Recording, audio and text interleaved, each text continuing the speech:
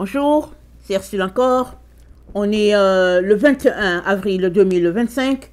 Alors, je viens sonner la trompette aujourd'hui encore et je viens proclamer le retour de notre Seigneur Jésus-Christ. Amen. Et alléluia, soyons tous bénis, soyons remplis de sa joie. Amen. Alors, je viens continuer, n'est-ce pas, sur le message que le Seigneur nous a donné le 19 avril. Amen. Sur Apocalypse 21. Alors, comme c'est un passage qui est assez long, je l'ai divisé en 4 parties. On a déjà vu une première partie, n'est-ce pas, dans la Nouvelle Jérusalem, c'est-à-dire la Jérusalem qui est nouvelle. Alors, ça c'était la première partie. Et la deuxième partie, c'était que les lâches n'ont pas de place dans cette cité-là. Et Dieu invitait quiconque, n'est-ce pas, était en train de marcher dans les valeurs de ce monde. Le Seigneur invitait tout le monde à laisser tomber, n'est-ce pas, les voies du monde, parce qu'il y avait encore de la place dans sa maison. Amen. Et puis, aujourd'hui, n'est-ce pas, nous allons voir une troisième partie dans Apocalypse 21. Et nous allons voir, n'est-ce pas, la petite pierre, n'est-ce pas, qui devient une montagne. C'était déjà prévu par notre Dieu, c'était déjà annoncé par le prophète Daniel. Et le Seigneur, c'est lui qui nous informe que nous sommes dans le temps de la Nouvelle Jérusalem. Nous savons qu'il y a eu une première Jérusalem, la Jérusalem dans laquelle Jésus-Christ a marché. Et ce n'est pas tant le lieu physique que le Seigneur pointe, c'est le fait que dans cette Jérusalem, n'est-ce pas, ancienne, il était question de la descendance d'Abraham. Amen. Alors, tous ceux-là qui étaient liés à Abraham par le lien du sang, n'est-ce pas, savaient que Jérusalem, c'était leur cité. Et c'est le roi David qui avait acheté tous les matériaux pour la construction du temple. Et nous savons qu'il y a un lieu physique qui représente la Jérusalem et que beaucoup de gens aiment visiter, n'est-ce pas? Et sur cette Jérusalem-là, Jésus-Christ a pleuré parce qu'elle n'avait pas reconnu le temps de sa visitation. Quand Jésus-Christ était là sur la terre, il voulait rassembler tout le monde, n'est-ce pas? Et leur montrant, n'est-ce pas, la pensée du Père, parce que ce n'était pas juste une Jérusalem pour les ressortissants, les descendants d'Abraham, c'était la Jérusalem pour quiconque prenait part au royaume des cieux, mais les leaders religieux, n'est-ce pas, empêchaient tout simplement les gens d'acquérir cette connaissance-là. Et finalement, le peuple est allé dans la direction des leaders et Jésus-Christ a été crucifié. Mais, quelques jours avant, il a pleuré sur la ville en disant qu'elle va passer par des moments difficiles. Et nous savons que Jérusalem a connu des moments très difficiles, des siècles durant. Et nous savons tout ce qui se passe dans cette partie-là du monde, les gens qui se déchirent pour un terrain. Et déjà, Jésus-Christ avait déjà annoncé une Jérusalem nouvelle quand il était encore sur la terre. Et par, n'est-ce pas, la révélation à l'apôtre Jean, nous savons qu'il y a une cité nouvelle, une Jérusalem, n'est-ce pas, appelée la Jérusalem nouvelle, qui regrouperait tout le monde, tous ceux qui voulaient, qui veulent appartenir à Dieu. Cette Jérusalem-là, elle est appelée la Jérusalem nouvelle, n'est-ce pas? Et rien à voir avec la couleur de la peau, le sexe, tout ça. C'est tout simplement que c'est basé sur quiconque donne sa vie à Jésus. Et les normes, les voies, là, dans cette église, dans cette Jérusalem nouvelle, pardon, est fonction, n'est-ce pas, de l'amour du Père. Et du triomphe de notre Seigneur Jésus-Christ sur la croix. Amen. Alléluia.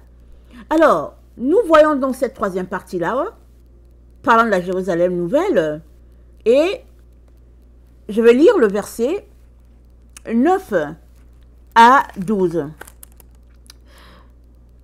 C'est dit, alors l'un des 7 anges qui tenait les 7 coupes pleines des 7 derniers fléaux vint m'adresser la parole et me dit, viens, je te montrerai la fiancée, l'épouse de l'agneau.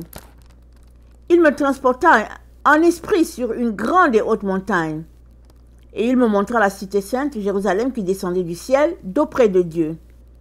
Elle brillait de la gloire même de Dieu. Son éclat rappelait une pierre précieuse, comme une pierre d'un jaspe cristallin. Elle avait d'épais et hauts remparts.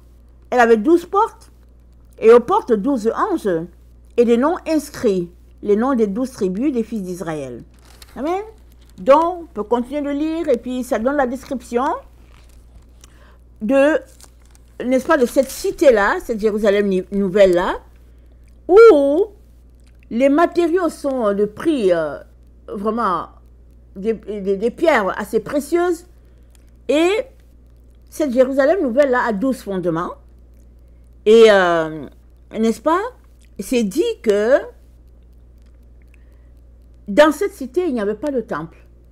Amen. Donc, il n'y a pas de temple dans cette Jérusalem nouvelle-là, parce que le Seigneur lui-même éclaire la cité de par son esprit, de par sa présence. Amen. Alors, toute personne qui a donné sa vie à Jésus est appelée à être habitant de cette cité-là. Amen. Nous sommes tous appelés à faire partie de cette cité. Et cela va dépendre de nous. Parce que c'est une chose de donner sa vie à Jésus. Amen. C'en est une autre, marcher, n'est-ce pas, dans ce qu'il a acquis pour toi, jusqu'à pouvoir entrer, n'est-ce pas, par les portes de la cité. Alors, nous sommes informés au verset 15 que celui qui me parlait tenait une mesure, un roseau d'or pour mesurer la cité, ses portes et ses remparts. Donc, la cité est mesurée. Et la mesure, n'est-ce pas, était dans la main de l'ange, n'est-ce pas? Et cette mesure est une mesure d'homme. Amen, c'est une mesure d'homme. Alors, ça veut dire que Jésus-Christ, n'est-ce pas, est cette mesure-là. Quiconque a donné sa vie à Jésus-Christ est appelé à faire partie de cette cité. Parce que c'est Jésus-Christ qui a tout acquis pour nous.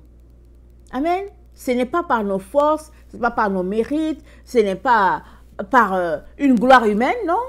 C'est Jésus-Christ qui a tout payé. Et il t'invite tout simplement à venir et à faire partie. Amen. N'est-ce pas que c'est merveilleux? Et si on regarde, n'est-ce pas, dans Daniel 2,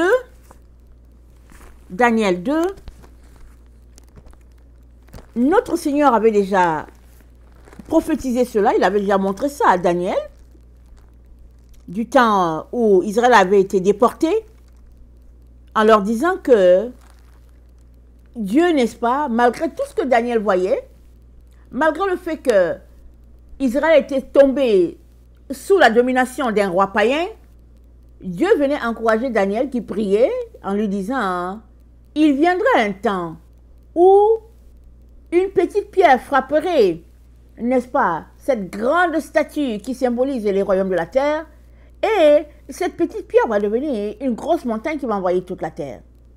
Donc Dieu est en train d'encourager Daniel pour dire, prends courage. Le temps vient où tout cela ça sera renversé. Amen. Et le Seigneur nous informe, en nous donnant Apocalypse 21, il nous informe qu'on est dans ce temps-là. Alors, toi et moi pouvons regarder pour dire, mais elle est où la Jérusalem? On peut regarder pour dire, mais il n'y a rien qui nous montre que c'est ça. Mais ce que le Seigneur te demande, c'est de croire. Parce que c'est Dieu qui détermine les temps et les circonstances. Et il nous dit que nous sommes dans le temps où la Nouvelle Jérusalem est établie. C'est ça qu'il dit. Et dans Daniel 2, Daniel expliquant le rêve du roi Nebuchadnezzar lui dit au verset 34, « Ô roi, tu regardais lorsqu'une pierre se détacha, sans le secours d'aucune main, frappa les pieds de fer et d'argile de la statue et les mit en pièces. Alors le fer, l'argile, l'airain, l'argent, l'or furent brisés ensemble et devinrent comme la balle qui s'échappe d'une aire en été. Le vent les emporta et nulle trace n'en fut trouvée. Mais la pierre qui avait frappé la statue devint une grande montagne et remplit toute la terre. » Amen. Et nous savons, n'est-ce pas, que cette pierre, c'est notre Seigneur Jésus. Nous le savons très bien, parce que dans 1 Pierre 2, Amen, dans 1 Pierre 2, voilà ce qui est dit. Alors que nous sommes encouragés, n'est-ce pas, par notre Dieu, par la bouche de l'apôtre Pierre, et c'est dit au verset 6 de 1 Pierre 2, « Car il est dit dans l'Écriture, « Voici, je mets en Sion une pierre angulaire, choisie, précieuse. Et celui qui croit en elle ne sera point confus. L'honneur est donc pour vous qui croyez. Mais pour les incrédules, la pierre qu'ont rejetée ceux qui bâtissaient est devenue la principale de l'angle et une pierre d'achoppement. » Donc Jésus-Christ, c'est cette pierre-là. On sait que quand il est venu, il a été rejeté par les leaders religieux, il a été rejeté par tout le monde. Et déjà, avant même qu'il ne se manifeste, n'est-ce pas, sur la terre, Daniel avait déjà dit, il viendrait une petite pierre qui frapperait toute cette grosse organisation sur laquelle Nebuchadnezzar était le maître à bord. Amen. Et nous savons que Jésus-Christ, marchant sur la terre, n'avait rien. On dit, il n'avait aucun aspect pour plaire. N'est-ce pas? Et les gens se détournaient de son regard, les gens détournaient le regard de lui, tellement il était méprisant. Il n'était pas attrayant, voilà. Tellement il n'était pas attrayant. Et les gens ne voyaient rien en lui, là, qui pouvait, n'est-ce pas, les attirer. Et c'est dit, c'est lui la petite pierre, et c'est dit qu'il frapperait toute cette grosse montagne-là, et puis tout volera en éclats. Alors, avec quoi la petite montagne, n'est-ce pas, a-t-elle fait voler tout le système en éclat? C'est juste par, n'est-ce pas, la puissance de Dieu. Alléluia, c'est par la puissance de Dieu, la voix de Dieu. Dieu a décidé, il a décrété que c'est ça, et puis ben voilà, c'est tout. Alors donc nous sommes informés par notre Seigneur que nous sommes dans le temps, amen, de cette petite pierre-là qui frappe, n'est-ce pas, cette grosse montagne, et tout vole en éclats. Et dans Apocalypse 21, le verset 5, c'est dit, la cité est mesurée. Alors, le Seigneur ne rejette pas les gens. Jamais le Seigneur ne rejette quiconque vient à lui. Mais il aimerait que tu saches que dans cet endroit, il n'y aura pas de souillure. Il n'y aura pas, n'est-ce pas, de lâcheté. Il n'y aura pas des voix qui méprisent Dieu. Il n'y a pas ça dans cette cité. Voilà pourquoi il te donne l'information. Apocalypse 21, le verset 15. Que la cité est mesurée. Alors c'est pour que toi tu saches que tu as besoin d'atteindre la norme, n'est-ce pas, requise. Et cette norme requise, ce n'est pas par ta force, ce n'est pas par ton intelligence. C'est juste parce que tu auras donné ta vie à Jésus, voilà la norme requise. Parce que Jésus-Christ, c'est cette mesure-là. Tout le monde entre dans cette cité à cause de ce que Jésus-Christ a fait au Golgotha. Et Dieu te dit qu'il en soit de même pour toi. Parce que il y a quelqu'un à la porte, quand, peu importe l'endroit où tu vas, n'est-ce pas, si tu es invité, s'il y a quelque chose, il y a un portier. Et c'est dit, tu seras mesuré pour savoir si vraiment tu rencontres les valeurs de cette cité-là. Et en plus, cette mesure est fournie par Dieu et acquise encore par Dieu, parce que Jésus-Christ, c'est lui qui a tout fait pour nous. Nous, on n'a rien fait. Tout ce qu'on te demande, tout ce que le Père te demande, c'est d'accepter ce que Jésus-Christ a fait et de lui donner ta vie en retour. Amen. C'est ça qu'il demande. Et une fois que tu le fais, tu deviens enfant de Dieu et citoyen de cette cité-là. Amen. C'est ça que le Seigneur veut pour toi. Et c'est ça aussi que tu veux. J'aimerais t'inviter, n'est-ce pas, à répéter après moi cette prière simple. Parce que c'est en confessant de la bouche qu'on parvient au salut. Si tu ne dis rien, rien ne sera établi dans le monde spirituel. Tu as besoin d'ouvrir ta bouche et de dire que tu appartiens à la cité de Dieu, tu appartiens à Jésus, et alors les choses seront établies, parce que ce que vous lirez au ciel sera, ce que vous lirez sur la terre sera lié au ciel, ce que vous délirez sur la terre sera délié aux cieux. Alors tu as besoin d'ouvrir ta bouche pour dire, Seigneur Jésus, je vais appartenir à cette cité. Voilà pourquoi je t'invite, n'est-ce pas, à répéter après moi cette prière afin d'inviter Jésus-Christ dans ta vie. Amen. Seigneur Jésus, merci de me faire comprendre que j'ai besoin de t'inviter dans ma vie. Parce que tu es mort, tu es ressuscité, afin que je puisse avoir la vie de Dieu et que je l'ai en abondance. Je te dis merci d'avoir payé de ta vie pour que je puisse avoir la communion avec Dieu. Merci aussi pour le Saint-Esprit qui est là pour me conduire et me guider dans toute la vérité. Je suis contente d'être enfant de Dieu et j'aimerais aussi te demander, Seigneur, de me baptiser de ton Esprit Saint afin que je puisse faire l'œuvre à laquelle tu m'as appelé sur cette terre. Amen. Amen. Alors, si tu as confessé ça, si tu as ouvert ta bouche, n'est-ce pas, pour être enfant de Dieu, tu as donné ta vie, tu fais partie de cette Jérusalem nouvelle-là, que Dieu nous dit qu'on est dans le temps. Maintenant, tu as besoin de continuer de marcher dans ce que tu as confessé. Tu as besoin de prendre ta Bible, la lire, tu as besoin de prier, tu as besoin de communier avec Dieu, ça c'est très important. Amen.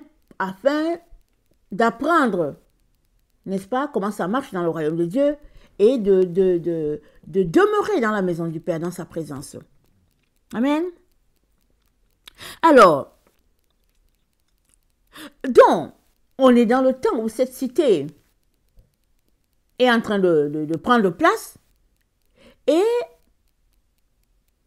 tu fais partie, n'est-ce pas, des gens qui sont en train de la bâtir. Une fois que tu as donné ta vie à Jésus et que tu as accepté de marcher selon les voies de Jésus, c'est-à-dire sur le chemin étroit, une fois que tu le fais, alors tu es tout simplement, n'est-ce pas, en train de bâtir pour la cité de Dieu. Et je te dis, il dit, prends garde à la manière dont tu bâtis. Amen. Prends garde à la manière dont tu bâtis. On va regarder dans 1 Corinthiens. 1 Corinthiens 3.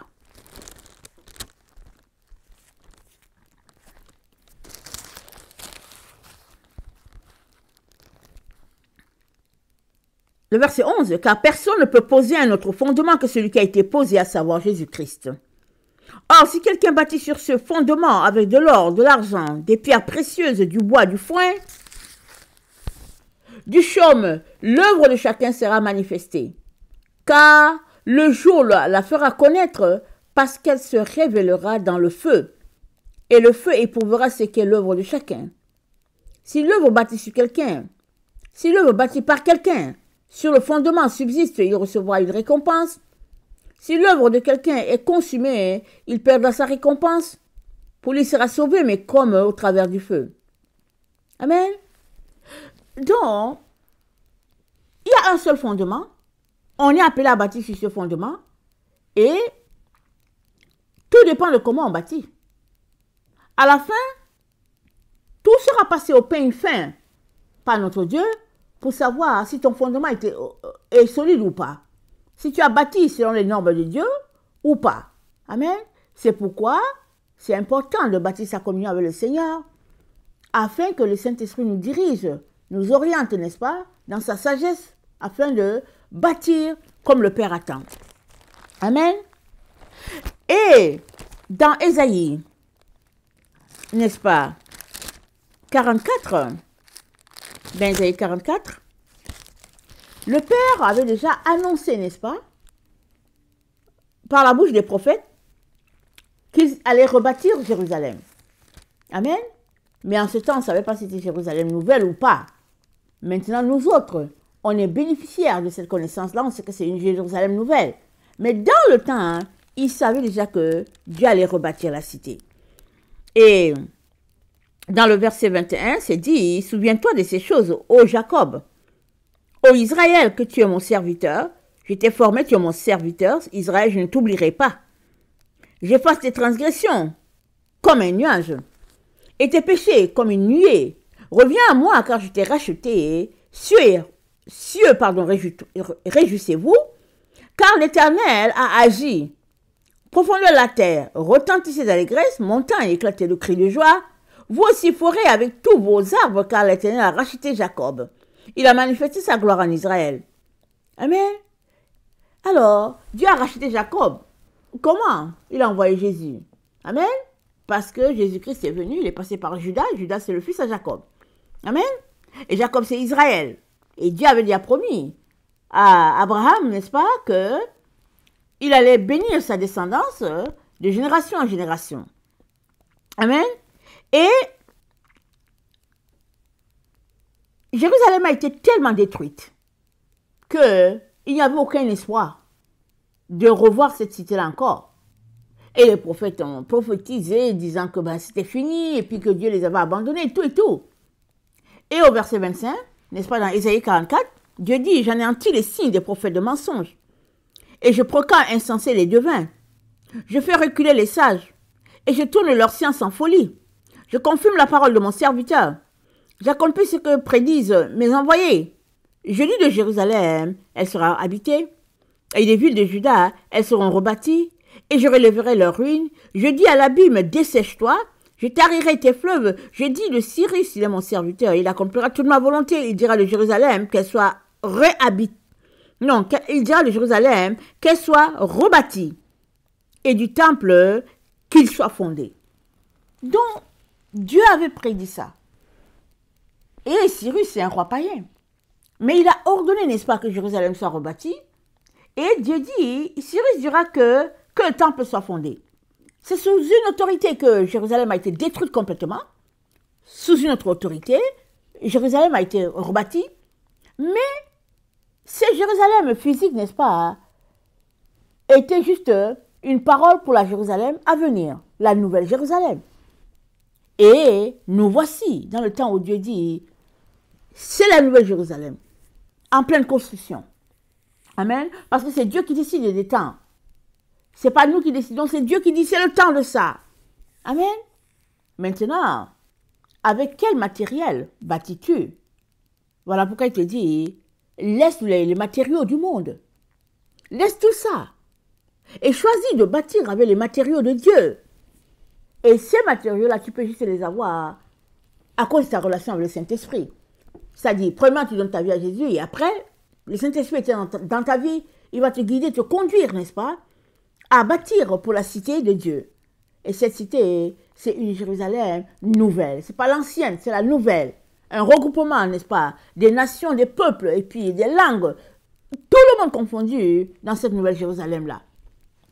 Et ce qui est le spécial, n'est-ce pas, dans cette nouvelle Jérusalem, c'est que il n'y a pas de mur. Amen. Il n'y a pas de mur. Dans Zacharie 1,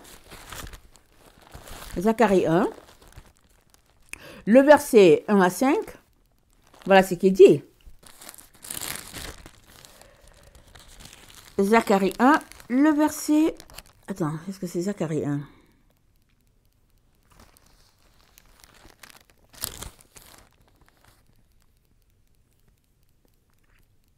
C'est Zacharie 2, excusez-moi. Dans Zacharie 2, c'est dit, je levai les yeux et je regardais, et voici, il y avait un homme tenant dans la main un cordeau pour mesurer. Je dis, où vas-tu? Il me dit, je vais mesurer Jérusalem pour voir de quelle largeur et de quelle longueur elle doit être. Et voici l'ange qui parlait avec moi s'avança et un autre ange vint à sa rencontre. Et il lui dit, cours, parle à ce jeune homme et dis, Jérusalem sera une ville ouverte, à côté de la multitude d'hommes et de bêtes qui seront au milieu d'elle. Je serai pour elle, dit l'Éternel, une muraille de feu tout autour, et je serai sa gloire au milieu d'elle. C'est Dieu qui est la muraille de cette Jérusalem. Ça veut dire que la Jérusalem s'étend sur toute la terre. Elle est sur toute la terre. Et c'est Dieu qui sait qui lui appartient et puis qui ne lui appartient pas. Mais Dieu aimerait que tu lui appartiennes si tu ne l'appartiens pas. Dieu aimerait que tu lui appartiennes si déjà tu ne lui appartiens pas. Voilà pourquoi il te dit, c'est le temps. Laisse toutes les autres choses. Viens, n'est-ce pas, bâtir pour la Jérusalem nouvelle. C'est ça qu'il est en train de te dire. Amen. Et Dieu, n'est-ce pas, c'est lui qui est, c'est dit quoi? Je serai pour elle, dit l'Éternel, une muraille de feu. Ça veut dire c'est Dieu qui garde la ville. Et nous savons qu'il y a un psaume qui dit, si l'Éternel le veille, celui-là qui travaille en vain. Mais si c'est Dieu qui veille sur la ville, alors la ville va subsister, rien ne va lui arriver. Et Dieu te dit, là où on est, il te dit, on est en train de bâtir la nouvelle Jérusalem. Que vas-tu faire? Vas-tu continuer de marcher dans les voies qui n'honorent pas Dieu? Ou bien vas-tu tout simplement tout laisser tomber afin de donner ton 100% pour bâtir pour cette cité-là? Parce que cette cité-là, Dieu l'a mise en place pour toi. Tu fais partie de cette cité-là. Et malheureusement, on ne peut pas y vivre selon nos normes. On y vit selon les normes du Père.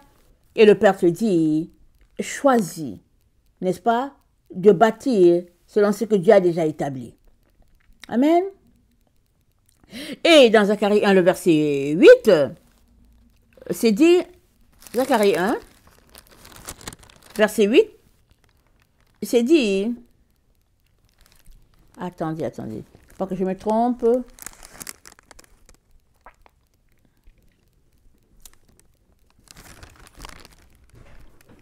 Attendez.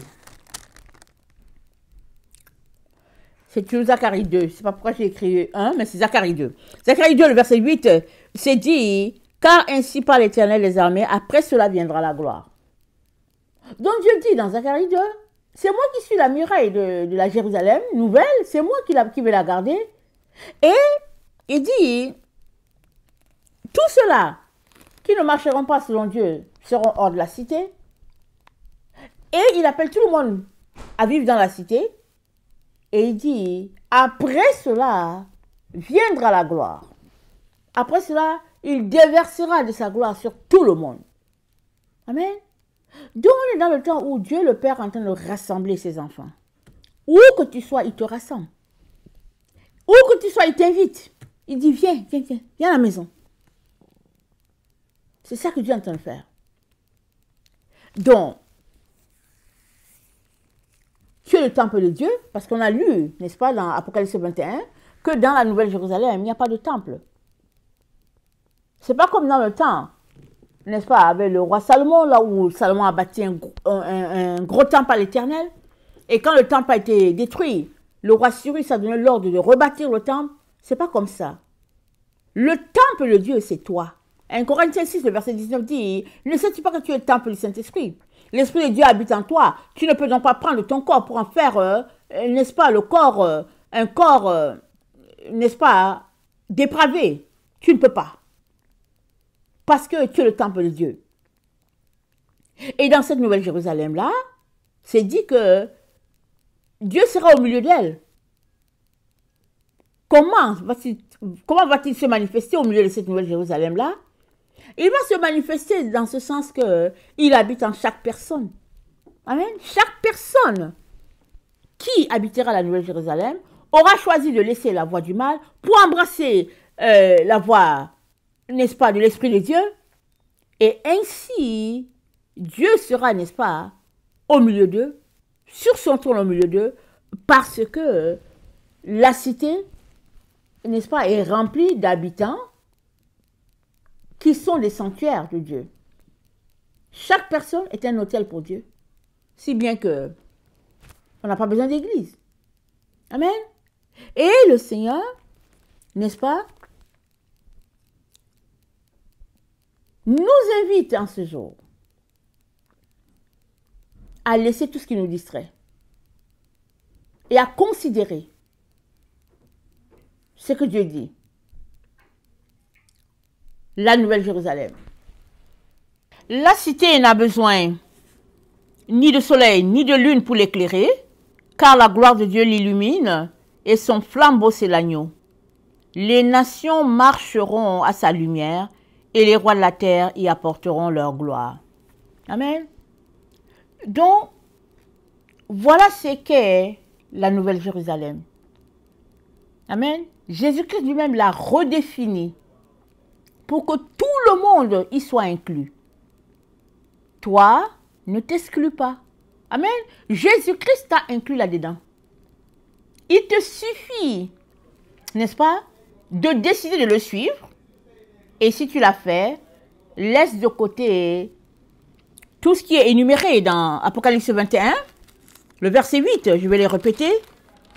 Le verset 8, Apocalypse 21, le verset 8, c'est dit: quant aux lâches, les infidèles, dépravés, meurtriers, impudiques, magiciens, idolâtres, tous les menteurs, leur part se trouve dans les temps embrasés de feu et de soufre. C'est la seconde mort. Mais Dieu ne veut pas pour toi une seconde mort. Amen. Il ne veut pas qu'il y ait encore mort. Parce que Jésus-Christ a payé pour qu'il y ait la vie pour tout le monde. Il n'y a pas de seconde mort pour toi. Jésus-Christ a donné la vie. Choisis-la. Amen. Et demande l'aide du Saint-Esprit. Il va t'aider à triompher de toutes ces choses-là qui te gardent loin de Dieu. Amen. Dieu est bon.